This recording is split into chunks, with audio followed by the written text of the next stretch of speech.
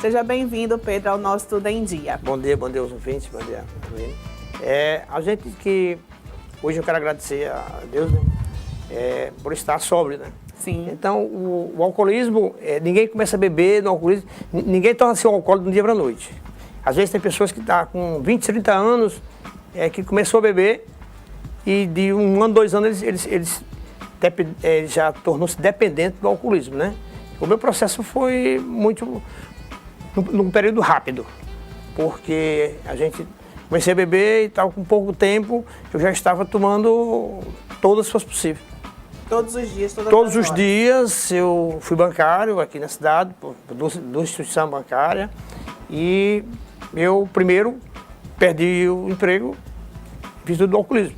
Eu não conseguia conciliar o álcool com o trabalho, né? E se no ser humano, se fosse só a questão do... porque quando você tem esse problema, a primeira pessoa que atingir é a família. A família é o alicerce de tudo. Então, na família, ela começa a sentir. E isso aí, com o tempo, você vai tentando enganar. Você vai enganar a família, você consegue também se enganar, porque você pensa, tudo que você faz, você procura ir ao bar. Se você tem alegria, você vai pro bar. Você tá triste. Tristeza, você vai pro bar. Se seu time ganha, você vai beber. Se seu time perde, vai beber. Se seu time empata, você vai beber. Então, ele consegue uma desculpa para beber, né? Então, eu comecei quando deu um determinado tempo, eu já estava bebendo para dormir e acordando para beber, né? Então, isso é o mais grave, que é o dependente alcoólico, né? Então, passei vários problemas da minha fase como profissional. Em Mossoró, para você ter ideia, eu tive muita dificuldade. Eu tive que ir embora de Mossoró para alguém acreditar em mim. Porque a primeira coisa que você perde, quando você perde a credibilidade, a confiança do familiar, mas você perde a confiança do seu patrão, do seu colega de trabalho, você passa a tornar-se um cara... passa a ser conhecido como uma pessoa que só bebe. Irresponsável. Irresponsável. Porque o alcoólatra, antes dele chegar... Ele é uma pessoa de bom relacionamento. Porque eu tenho um bom relacionamento na cidade de Mossoró, mas quando eu chegava, eu terminava sendo um cara chato. Eu estava no local. Só você quer falar, só você... Né? Então você procura beber para chamar a atenção. Então naquela atenção você termina tirando, todo mundo vai saindo, você começa a beber numa roda de amigos. Termina só.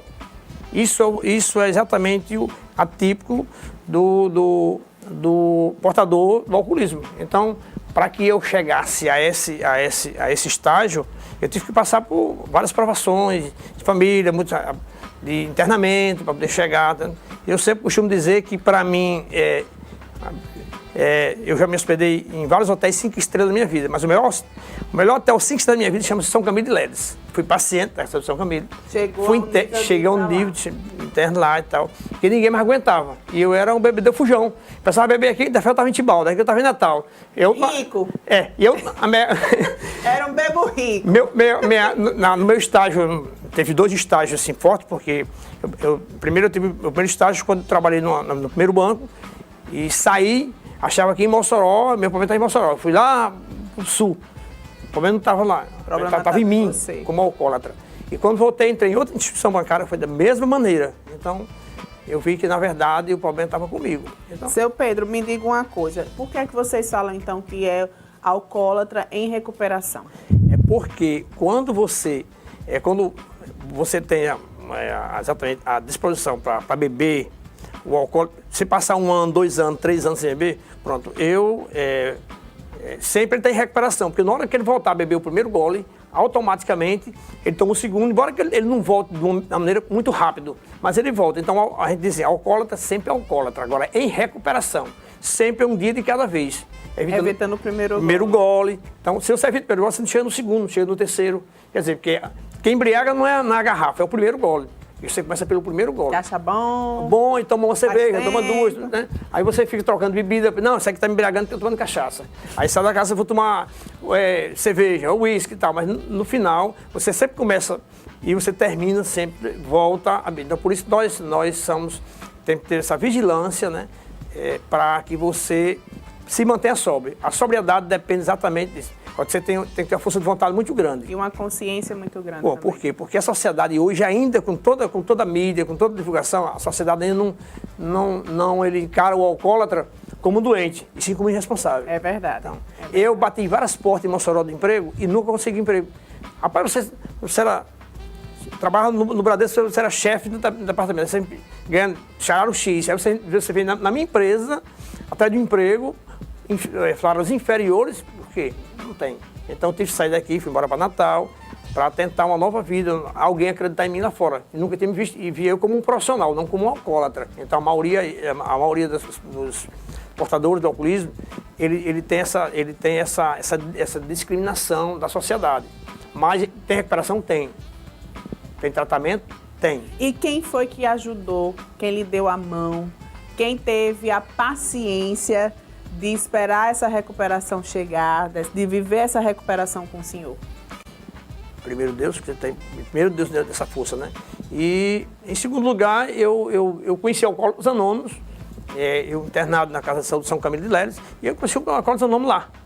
Um senhor veio, me fez uma abordagem, eu fui para uma reunião e vi as pessoas, porque a gente costuma dizer que o alcoólatra é como o palhaço, muda só o ciclo, né? O palhaço, né?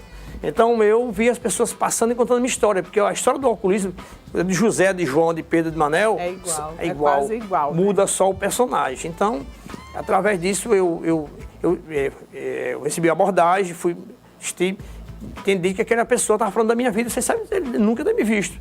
Então, e daí a segunda opção, a segunda força chama-se a família.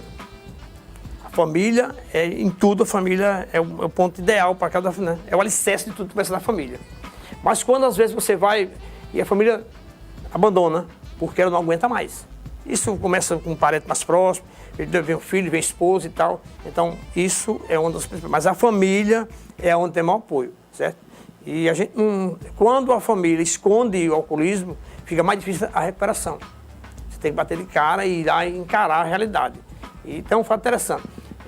Quando você chega em casa, alcoolizado, de um dia, ou dois, ou três, cheio de todo sujo e tal, então a família tenta, às vezes, esconder, dar um banho para você acordar e no outro dia vai dizer, rapaz, você chegou aqui todo sujo. Não, mas estou limpo e cheiroso. Mas por quê? Porque a mulher, o filho, lhe deu um banho, você ainda de ressaca, deu um banho, arrumou-se bem bonitinho, você está lá na cama. Para deixar fedendo lá. Para deixar fedendo, 2 ou 3 dias sujo, né? Para a pessoa acordar, além do susto. Lembrar, né? A gente fala por a gente não pode falar pro José, pro João, pro Maria, né? Eu falo por mim, como um alcoólatra em recuperação, que sempre, no início, a minha família tentava não tratar eu de uma maneira diferente, né? Porque também não sabia que isso era uma doença. O alcoolismo não era uma doença. Não sabia que o senhor estava doente. Doente, precisava de ajuda, né? Então, você passa por esse processo, mas o processo de todos começam a fazer, até que você tem um voto de confiança. Para que eu acho que Pedro pode beber, ele não vai beber mais. No dia eu riscava a parede, eu não bebo mais, isso é o último dia. Quando eu saía do banco, começava a beber, então, várias júrias eu fiz. Então, o Alcoólatras Anônimos não eu acho que é um ponto fundamental, ajuda muito, né? Porque ninguém lá vai saber quem é fulano. Eu hoje me identifico assim, tanto faz entrar lá um médico, como um padre, como um advogado, como um juiz. Então, nós todos somos tratados por igual, né? Então, a Irmandade de Alcoólatras Anônimos tem salvado muita gente, certo? Muita gente, porque quando você acredita, você tem que acreditar, você tem que ter sua força de vontade, né?